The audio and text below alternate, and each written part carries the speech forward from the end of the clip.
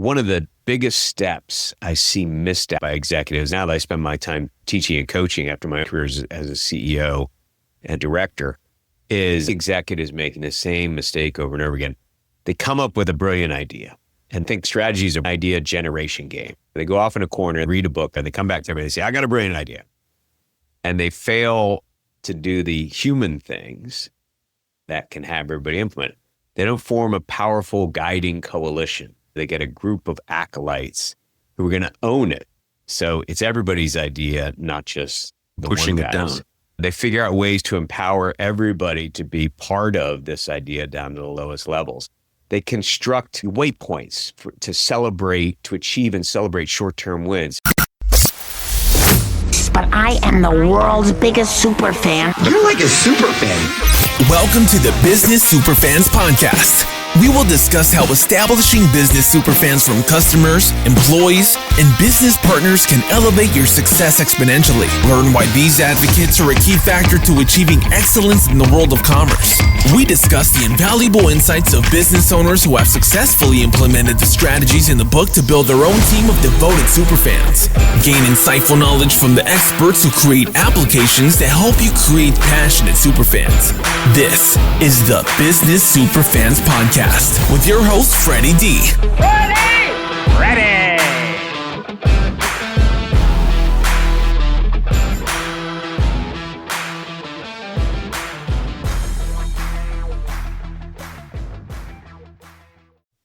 Hey, superfan, superstar, Freddie D here.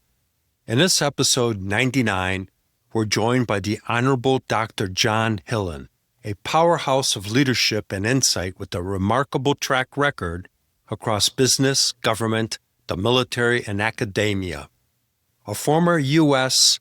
Assistant Secretary of State and CEO of multiple companies, Dr. Hillen also brings deep strategic wisdom as a board chairman and award-winning professor, having taught at institutions like Duke, George Mason, and Hampton-Sydney College. He's the author of the acclaimed What Happens Now?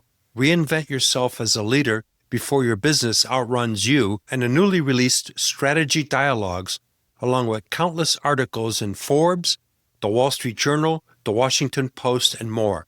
Get ready for a conversation packed with real-world leadership and lessons and sharp strategic insights.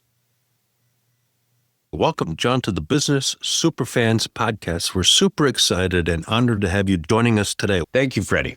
Good to be here. So tell us a little bit about what is your backstory of how did you get to being Assistant Secretary of State? You've done a multitude of different things. You've been a paratrooper. You've participated in the Desert Storm War. I mean, you've got an incredible story, but how did that all come about? So I grew up in an Army family. I was actually born in Oklahoma, an Army post in the middle of an Indian reservation.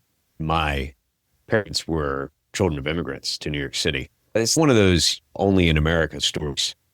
I was an Army brat and then went into the Army on an ROTC scholarship because I went to a very expensive private college my family could have never afforded otherwise. So the Army paid for it. And then I went into the Army myself. And that continued the family business, which goes back to the Civil War, but branched out later after the Army and added on policy, a diplomat, and then ultimately business, and then ultimately teaching business. So it's been a great journey. The thread that ties it all together, which I've written about, is throughout all those different careers, I was always interested in leadership and strategy. Every organization in the world needs both of those, whether it's IBM or a 3-person volunteer church choir. Those two organizations have in common is they're full of people working together, trying to accomplish something. That was a common thread throughout all these different industries and organizations I got to touch in my career. So let's go down the road a little bit about leadership. And what are the things that you've seen that leaders should be doing that aren't doing? One of the big ones I really focus on in my latest book, because it kept striking me as the key to the kingdom, is leaders are always thinking about where the organization goes next. In other words, the best leaders I've been around want to run the organization rather than run the organization they are, because they're always thinking about what's next. Dwight Eisenhower had a great formula for leadership. He says it's a 2-part deal. It's a 2-act play, leadership. He said the first part is determine where the organization's going. The second part is get everybody to want to work together to get there. And a lot of our leadership studies, including my first book, focus on that second half of the equation. How do you use emotional intelligence? How do you motivate people, inspire them, put good teams together, lead change, all these different facets of the human enterprise, getting people to work together. But not a lot of attention is paid to the first part, which is how do I see into the future, shape it, and know where to go? That's why we call it the future. So I started dedicating more time, more teaching, more research, more writing. It's a really small percentage of leaders who naturally think strategically, 4% of executives, according to one study. So all the rest of us have to learn it. We have to get a trainer, understand where the muscle is, how to activate it, and work on our strategic thinking muscles to be a good leader. Absolutely correct, because I started out as an engineer. So I've got the right brain of making sure everything is accurate and works and put together. I'm fortunate I have a left brain. I can think creatively. When I got into the computer industry, I had to do training, and I stand in front of people initially to do training, and I didn't know how to do any of that stuff, and I taught myself. Right. But it became transformative, and I moved into sales, and I was fortunate that I got picked and received some very high-end training that made me one of the top salespeople in the company. So I completely see and appreciate what you're talking about. Being a leader, you have to think of where you want to go. But more importantly, think of a rowing team. You've got 8 people in the rowboat. You only have 1 oar each, and you got to get them all in line with the vision and on synchronization. Otherwise, that boat's not going anyplace. Right. It's a great example. Engineers are, I don't want to say a hard case for getting to strategic leadership, but the precision required in that field. Accountants, engineers, operations manager, logisticians, right? People who really believe in precision, math people. It's very hard for them to grasp strategy because strategies, it's ambiguous. It's more situation dependent. It shifts and changes in your hands. Whether a bridge is structurally sound or not does not change in your hands necessarily. But strategy is always that way. So there's no right answer in strategy. This drives my students, and I'm teaching a core strategy course in an MBA program. The students that are really good at accounting and operations management want a formula, and they want to plug in the data, and everybody gets the same right answer. When I tell them that in strategy, there's no right answer. There's only the answer you come to and how well your analysis might support it. It drives them nuts. Sure. The students are doing a combination law school and business school, very comfortable with this because in law school, they learn how to make an argument and try to convince somebody of it. Sales, what you just referred to. Yeah. And so, it's a totally different set of skills. I love the way you framed it because it is quite literally, I talk about this in my book. It's quite literally 2 different parts of your brain. And the brain science shows this. The analytical data processing part of your brain is really good for task accomplishment. But strategy requires you to light up the creative, forward-thinking part of your brain and not struggle with the lack of answers or data you have to make a decision. Oh, absolutely. And you've got to get everybody else to buy into that vision. So to go back to the rowing team, you got to get everybody on the same page with the same thing and going in the same direction, because otherwise you can have all the strategy in the world, but if you don't have anybody backing it up and engaged with the same vision, you're not going anyplace. That's right. In fact, I put at the very end of this book about strategy and thinking strategically, a long chapter with a bunch of good examples on executing. Because you just pointed out a lot of great strategic plans, strategic thinking get put on a shelf.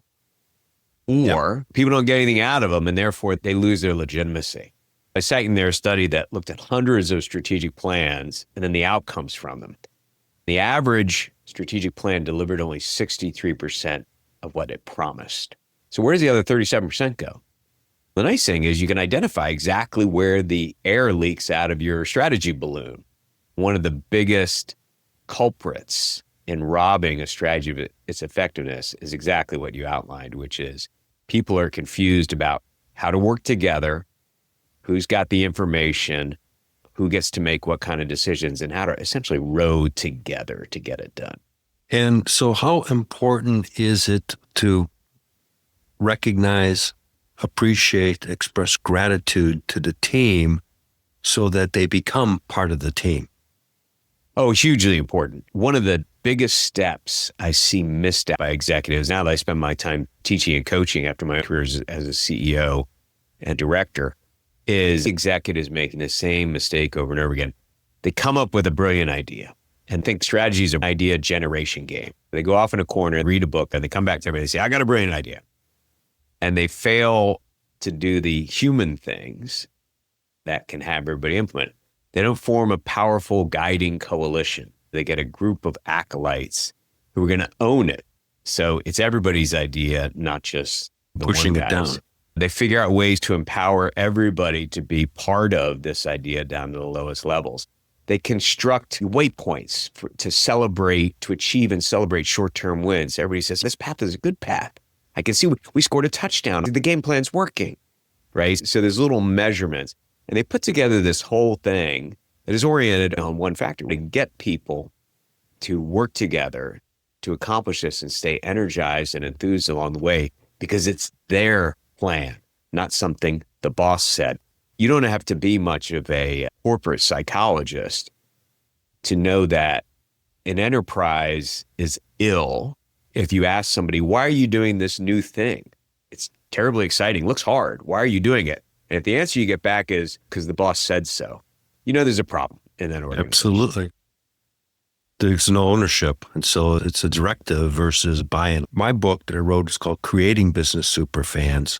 We talked about it a few minutes ago, getting everybody onto it and getting them energized. Once you get your team energized, they become super fans of that idea. And that energy becomes contagious to everybody they're talking to. They're talking to a prospective customer, a supplier, or a distributor. You can tell energy. People don't believe it, but it does come across. And that's contagious. And it carries on and it multiplies. You take care of that supplier. I had a person on the show just recently, and they had a good working relationship with their supplier. When the pandemic hit, everybody needed laptops because everybody's working from home.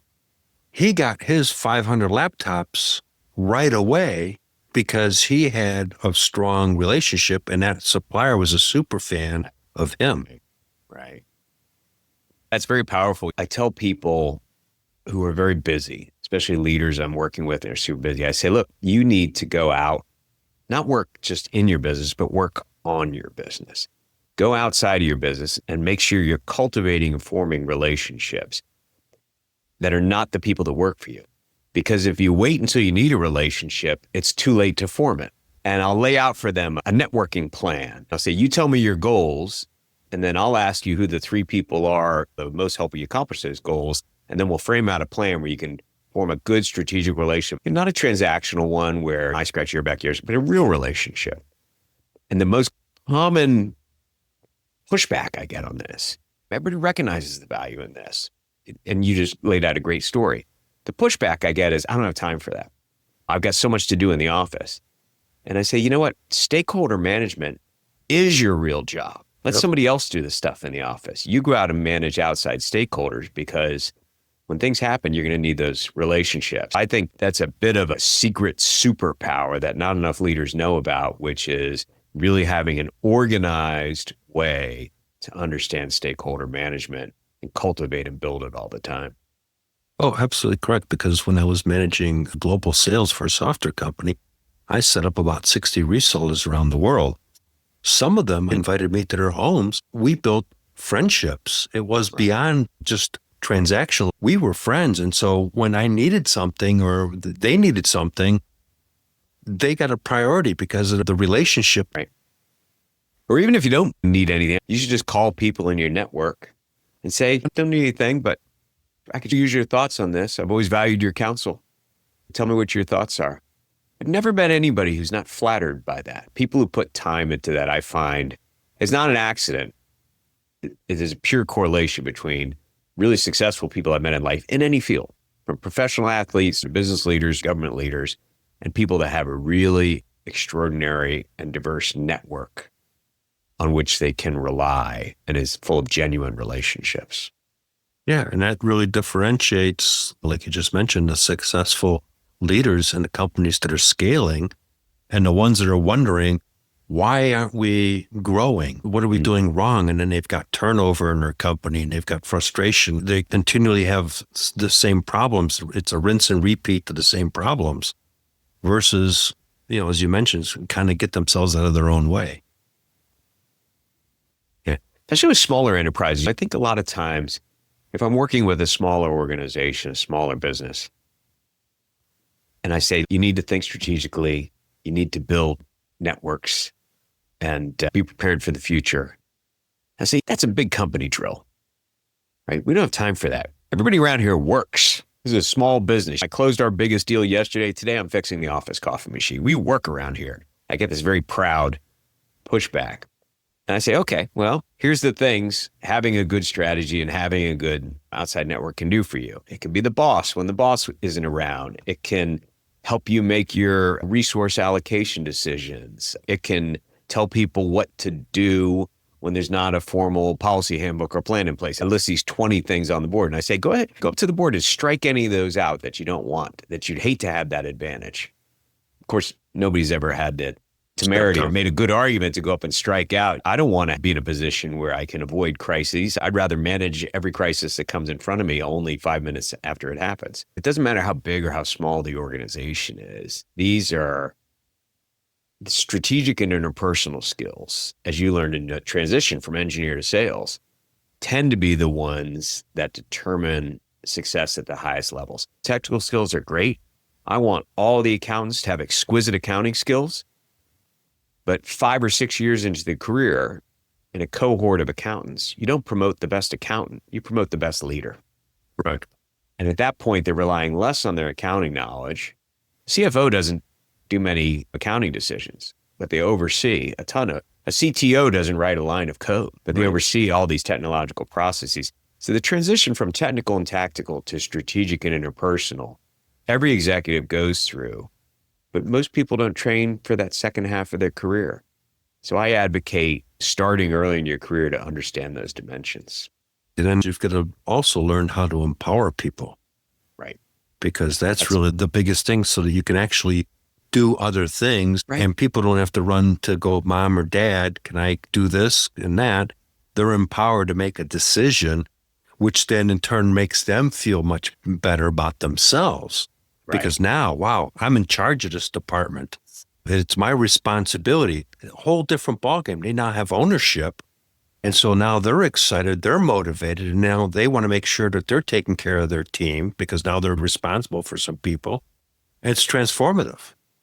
Totally. Yeah. Leadership development and delegation is the ultimate weapon for a leader because it allows them to get rid of the things they're doing and be the leader the company needs for the future, not the leader of today. So I often ask my coachees, tell me your 20 tasks that captivates your energy, that you're responsible for every day, that keep you awake at night. We get the list. I say, okay, how do we get rid of all this stuff? What do you mean, get rid of my job? Yeah. How do we fire you and hire future you for where the organization's going? That requires dedicating time to developing other leaders so that you're confident in delegating things down to them. So I'll take this further. I get buy-in. People are like, okay, I get it, Mr. Smart Leadership Guy. You convinced me. I'm going to dedicate 20% of my time to coaching, developing the people underneath me so they're super competent. I can delegate my today's tasks to them and develop myself for the future. Great. I go back and I check 4 months later with their assistant because we're going to color code their coaching and leadership development moments on their calendar. And those things always get pushed off. A crisis came up. A meeting came up. Fire drill. Like, yeah, I just didn't get around to it.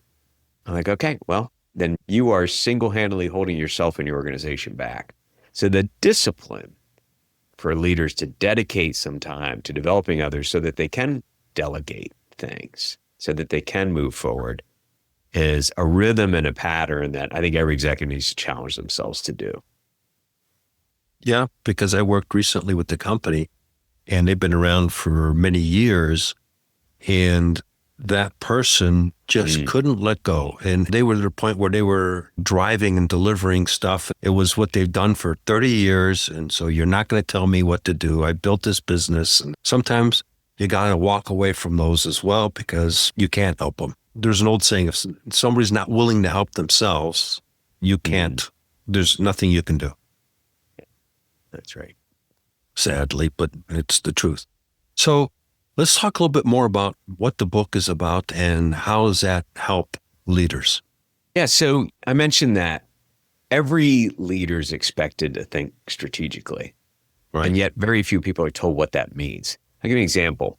Another executive coach who I wrote a book with told me a story. He was coaching a woman coming up through the ranks in the company, and one of the directors pulled him aside at a board meeting and said, "Do you think she's ready for the C-suite? Do you think she's ready for the boardroom?"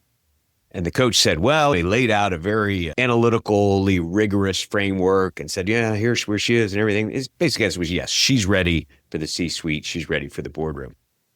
And the old director said, well, I don't know if she thinks strategically. So the coach says to the director, well, what does that mean to you to think strategically? The director couldn't articulate it, right? So here he's holding somebody accountable for an executive competency that sounds like something he should say, but he himself can't explain it. So in the book, what does it mean to think strategically? The book's called The Strategy Dialogues. The aha is that strategy is not a what to think, it's a way to think. It's a style of thinking, a style of understanding your surroundings as an executive, a style of how to gather and process information and to make decisions. The ultimate requirement of an executive is making a decision. Strategy is a way to think, not a what to think. It's not an outcome. It's not a formula. It's a way to think. Very simply, Patrick Lencioni called the book very practical as well as entertaining. The guy who wrote The 5 Dysfunctions of a Team. I lay out in very, very practical ways with chapter whiteboards, summaries at the end of every chapter. What does it mean to think strategically? And how can executives have a really sound strategic process that's simple and easy and gets them out of this trap of being accused of not thinking strategically because all they're doing is spending their day getting stuff done. And they're most likely not getting stuff done to the level that they could be if they were leading strategically. Exactly. He's getting stuff done, delivering things, but he's not going to progress. He doesn't want to progress. No, it wasn't. They've been flatlined for many years. Sometimes you got to get yourself out of your own way, as we mentioned earlier, and he wouldn't. So it's a different way to think. A lot of executives have problems. If I go up to an executive, I say, hey, what's really bugging you today? The conversation is never a short one. I'll get a long list. Every executive can see challenges and problems in their business. And I always tell them, if you want to think strategically, reframe that problem as a set of options about where to go in the future. So my problem is sales are declining on this one product or product line. Okay, let's reframe that as options about the future. We could add new features to the product and try to push it back to the same old customers. We could pitch the same old product to new customers, penetrate a new market, a new geography. We could divest it and get into a totally different line of business. Or we could merge with somebody who's got something complementary and make it twice as good. Your problem becomes a set of options about a different strategic future. right. I'm not saying any of them are a silver bullet and going to provide some magical great outcome, but it's a way of thinking. If you just start thinking that way, all of a sudden you're not sitting around in a meeting talking about declining sales and let's load up the circular firing squad. You're talking about different paths to a different future. That's strategy. Sure. It's just repackaging, changing your mindset and looking at it differently from a different perspective instead of there's the old product and it's not going anywhere, so we're going to shelf it. Like you strategically said, you can repackage it, develop relationships potentially and create new market opportunities. Right. Yeah. But if you're not stepping back because you're caught into the soup, you can't see the soup. Right. Yes. Yeah, that's a great way to think about it. You just identified it. I always tell people you'll know strategic thinking when you run into it. And there are tells, like in Las Vegas, you have a tell. And one of the tells is, are they stepping back from the problem and seeing a bigger picture? One of the hallmarks of strategic thinking is big picture, not looking at life through a soda straw. It's long term, not short term. But the other feature is when you pull back and look, you see patterns. You see patterns of behavior among suppliers, customers, competitors. All strategists should think competitively, even be a little bit paranoid. I think it's a good feature for strategists. And when you step back, you see these patterns. You see how ecosystems touch each other. And then you're better equipped to play with ideas about different kinds of futures rather than seeing everything as a step in a project management process that broke down. Oh, absolutely. You're absolutely right on the money. Because one of the things I mentioned, John, is one of my quotes is the little things are really the big things. And so you can step back and now you start looking at it and you make a little tweak and it can have a profound impact on a multitude of different things. But you had to step back to see, oh, if I do this little adjustment and make this little change, wow, this is going to have a tremendous impact. Right. Yeah. And, that's a great point because some people are intimidated by doing strategy because they think won't have achieved in strategic thinking unless I come up with some wild, crazy, big new idea, right? We're going to live on Mars, right? It's got to be that scale. If I'm going to invest in strategic thinking, it better be something big. Some of the best stuff is just differently about something you've been doing for a while. And by doing so, you have a chance of inventing a new future for it. Yeah. I recently worked with a company and we made a minuscule tweak. It was a little thing that became big thing. We increased hourly pricing that we charged our customers by $5. Man. $5. I only had 3 customers come back and say, hey, our invoice changed. What's this extra $5? I've explained we hadn't increased the price in 2, 3, 4 years. Inflation's changed. It's a minuscule $5. They said, oh, totally makes sense. No problem. But that $5 over a multitude of things became a big amount of money. Yeah. I have a whole chapter in the book on business models, which includes your pricing model. And the story I tell in that chapter is of a company. It's essentially a software program. And they designed a company around the software program, very unique software program. This was a business I had worked in. I ultimately became the chief operating officer of it. Very successful business. So what do you do with a software company? Well, you sell the software. And how do you sell the software? You sell it like software. Right? You package it, licensing, maybe, and we had an investor who was very bright.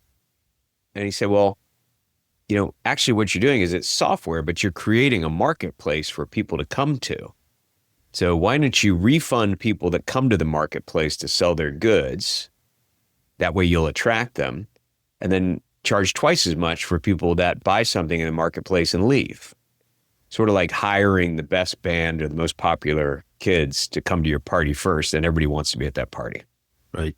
Yep. So we went to a rebate and extraction pricing model for the software, and all of a sudden we went from struggling to make a profit to 40% net margins. It's just one little tweak. I have a whole chapter in there with some very easy frameworks to walk through about people's business models. You're not changing your strategy, but you may want to change your business model. That may be the key to your success. Yeah. The little things, the big things. Yeah. Let's talk a little bit more about some of the things you've seen successful leaders do that transform their organizations. And you had a hand in it. Yeah, I've been lucky. I've been the COO or CEO of 4 different companies, both public and private. I did an IPO in the middle of the recession in 2009. I've done a fair amount of transactions, mergers and acquisitions, probably 24 over that time. So I've seen a fair amount of my business career. And I have a couple of keys to the kingdom. One is the ability to think strategically. I think another one is just for leaders to be emotionally intelligent, right? A lot of leaders are on broadcast. And the only thing that really sinks into your organization is what people receive, not what comes out of your mouth or out of your email. So I make a big distinction between lean communications from leaders, the company email, the town hall meeting, and the presentation of the town hall meeting, and rich communications, which is a conversation back and forth. That's why my book's called The Strategy Dialogues. That's how people learn and digest information. They go back and forth. That's why people are listening to your podcast. People go back and forth. So if you're emotionally intelligent, you try to hear what other people are thinking, not develop what you're saying. I think that's a very important key. The other one is being an ethical leader. Do the right thing. I run into a lot of leaders who say, in this day and age where we don't want to judge people, I don't feel equipped to really make ethical calls. What's right? I said, you better find your gear for that, because who else in the organization is going to ultimately make the call about what's right behavior and what's incorrect behavior? What's the right way we do things around here versus what's not? If you're a leader and you're not willing to not only set the tone for the culture, but enforce the culture will be formed without you. It may work and it may not. Remember the cheating scandal with Volkswagen and the EPA testing? Right. Yep. How do you get a couple of hundred really good German engineers? All of them are good people. There's no Dr. Evil in Volkswagen trying to take down the company. They're all good people. How do you get hundreds of German engineers to cheat simultaneously on something they all took seriously? How does that happen? Well, they had a culture problem, as they finally admitting. And the leaders did not want to take charge of the culture. It was offensive for me to impose my values on you. The best leaders I see really come to grips with that. They're unapologetic and unafraid to make not only the right from wrong decisions, but the right versus right decisions. They feel comfortable being the philosopher in chief of their organization. They have no problems with that. So I think those are some keys that really, and then I mentioned another one, leadership development. Leaders that spend time developing leaders. I tell a story in one of my books about this woman, the CEO. She had a mug on her desk, and on one side it said boss, and on the other side it said coach. She would turn the mug around to you in the meeting so you knew what kind of meeting you were in.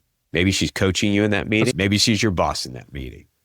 But her mind was always, and that probably reminded her too, that she's not just a boss. She's also a leadership development person.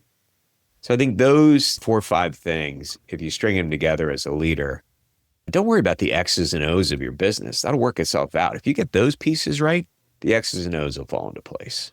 The team will do what they need to do because they're empowered, they believe in it, and they're energized because the leader is actually leading. Right. Yeah. Too many leaders sit around sweating, oh my gosh, have you seen that the rates for this are going up? What are we going to do? I'm like, you know what? Get the things I just talked about right. You'd be surprised how few of those things come up on your agenda because you got an organization that is out front solving them, sometimes even before they happen. Absolutely right. One of the companies I worked with, the team came up with creative ideas to do some marketing, make changes in the company, some different SOPs. They came up with their own SOPs, documented it themselves so that they had a system to follow. Right. Yeah, I think it's a great idea. It also just helps you hold yourself accountable. Yeah. So, John, as we come close to the end here, how can people find you? The Strategy Dialogues, my new book's on Amazon. For the past month, it's been the #1 new release in a couple of different categories and blurred by great people your listeners will have read, like Patrick Lencioni. So I hope people can check that out on Amazon. My website is just johnhillen.com, JOHNHILLEN.com. I have a bunch of things on there for people to think a little differently about leadership and strategy. I hope people think this way. It'd be great if you get a chance to access it through some of my work, but I think the real mission here is to get leaders to be comfortable ascending that highest level of leadership where they're inspiring rather than just directing, and where they're framing the future rather than just managing the present. Yeah, I'll add to that is you're transforming all your stakeholders into super fans of your leadership. I love that. Because that's the game changer right there. Totally. So, John will make sure that that's in the show notes. Great conversation, great insights for our listeners. Definitely would love to have you on the show down the road. And thank you so much for your time. Sounds great, Freddie. Thanks so much. Hey, superfans, superstar Freddie D here. Before we wrap, here's your 3A playbook, Power Move to attract ideal clients, turn them into advocates, and accelerate your business success. Here's a top insight of this episode. If your team is only rowing because the boss said so, your strategy is already sinking. Real momentum comes from shared ownership, not top-down orders. So here's your business growth action step. Choose one major initiative and build a guiding coalition around it. Then ask the team to co-create the plan so it becomes theirs, not just yours. If today's conversation sparked an idea for you, or you know of a fellow leader who could benefit, share it with them and grab the full breakdown in the show notes. Let's accelerate together and create business superfans who champion your brand.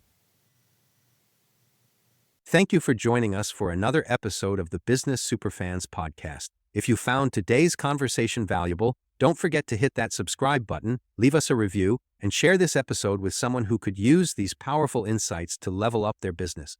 Remember, creating business superfans isn't just about your customers. It's about fostering genuine, impactful connections across your entire business ecosystem. When you invest in those relationships, success doesn't just happen, it accelerates. Until next time, I'm your host, Freddie D. Let's keep building superfans, creating unstoppable momentum, and driving your business toward extraordinary success. See you in the next episode. We hope you took away some useful knowledge from today's episode of the Business Superfans podcast. The path to success relies on taking action. So go over to businesssuperfans.com and get your hands on the book if you haven't already. Join the Accelerator community and take that first step in generating a team of passionate supporters for your business. Join us on the next episode as we continue guiding you on your journey to achieve flourishing success in business.